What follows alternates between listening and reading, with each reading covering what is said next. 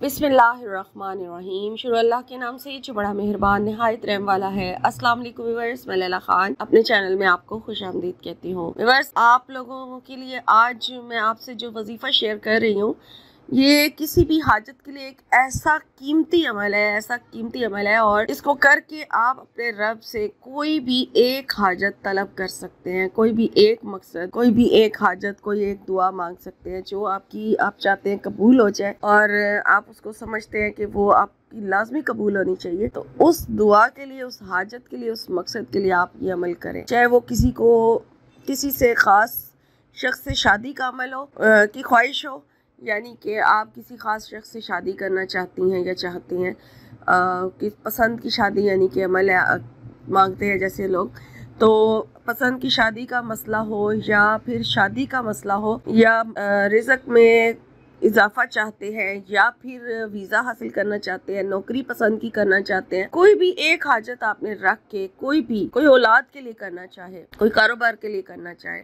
कोई स्टूडेंट अपनी तालीम के लिए करना चाहता है, कोई भी आपका मकसद है, आपने बस एक मकसद के लिए एक वक्त में इस अमल को करना है। यानी एक वक्त में एक मकसद के लिए इस अमल को किया जाएगा जो आज आपसे शेयर कर रही हूँ। और आपने क्या पढ़ना है, ये तस्बीह फातिमातुज़ ज़हरा है, यानी हमारे प्यारे नबी सल्लल्लाहु अलैहि वसल्लम की प्यारी बेटी हज़रत फातिमातुज़ ज़हरा की जो तस्बीह थी, जो वो हर नमाज के बाद पढ़ती थी, ये वो तस्बीह है जो आज आपसे मैं शेयर कर रही हूँ। बस सिर्फ इसकी तादाद जो है वो आपने बढ़ानी है। वो जो मैं आपसे शेयर करूँगी वो आपको बताऊँगी, जिस तरीके से आपने उस तरीके से इस अमल को करना है। तो इंशाअल्लाह ताला जो भी दुआ इसके साथ, जो भी हाजत इसके साथ मांगेंगे वो आपकी लाज़मी कबूल होगी। तो जिस टाइम पर भी आपको जो टाइम सूटेबल है, आप किसी भी एक नमाज के साथ इस अमल को कर सकते, चाहे वो पांचों नमाजों में से कोई भी नमाज हो। आपने जो पहले दिन टाइम सेलेक्ट करना है, फिर बाकी दिन उसी जगह उसी टाइम बैठकर आपने ये अमल करना है। 11 दिन का लगातार ये अमल होगा, ठीक है। लगातार 11 दिन आपने करने हैं बगैर किसी नागे। अगर आप बीच में छोड़ देंगे तो फिर आप नए सिरे से इस अमल को दोबारा शुरू करेंगे। ये मैं आपको पहले बता दूं। अब आपने किस तरह से पढ़ना है, पहले आप दुरूद शरीफ पढ़ेंगे, क्योंकि अब आप एक वजीफे के तौर पे इस अमल को कर रहे हैं, ठीक है। ये जो तस्बीह मैं आपको बता रही हूँ, ये आपने वजीफे के तौर पे करनी है, तो इसलिए पहले आप दुरूद शरीफ पढ़ेंगे 11 मरतबा दुरूद इब्राहिमी। उसके बाद फिर आपने तस्बीह कैसे पढ़नी है, यानी कि सबसे पहले आपने सुबहान अल्लाह पढ़ा, ठीक है। सुबहान अल्लाह, इसकी आपने 11 तस्बीह पढ़नी है, यानी 1100 मरतबा आपने सुबहान अल्लाह पढ़ना है।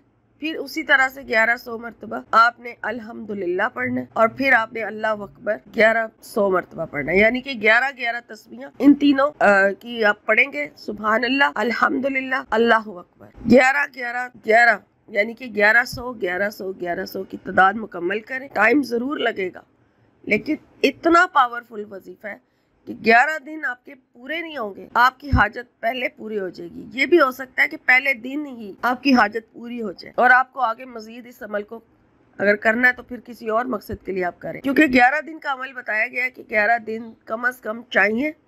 कोई भी अमल, कोई भी वजीफा जो होता है वो कम अज़ कम 11 दिन ज़रूर किया करें। 11 दिन के अंदर अंदर हाजत ज़रूर पूरी हो जाती है, लेकिन ये इतना गारंटेड अमल है कि इसके साथ आपकी पहले दिन भी हाजत पूरी हो सकती है। सदका खैरात ज़रूर करें, 5 वक्त की नमाज की पाबंदी करें और 11 जिस तरीके से बताया गया है इस तरह से अमल करके फिर दुआ मांगे। दुआ मांगने के बाद फिर 11 मरतबा दुरूद शरीफ पढ़ें और इस तरह आपका एक वजीफा जो है एक दिन का पूरा हो जाएगा। फिर नेक्स्ट डे इसी तरह से आपने इस अमल को करना है। और वो मैं आपको बता चुकी हूँ कि अगर हाजत पूरी हो गई है तो फिर आप इसको किसी और हाजत के लिए कर लें, जब करना चाहें, वो आपकी मर्जी है। तो सदका खैरात करके तो फिर आगे अमल आप छोड़। ये था आज का वजीफा। तो मेरी दुआ है कि अल्लाह ताला आपको इसमें कामयाबी अता करे, इस अमल को करने की तौफीक अता करे और जिस हाजत के लिए भी आप करें अल्लाह ताला उसे कबूल फरमाए। आमीन।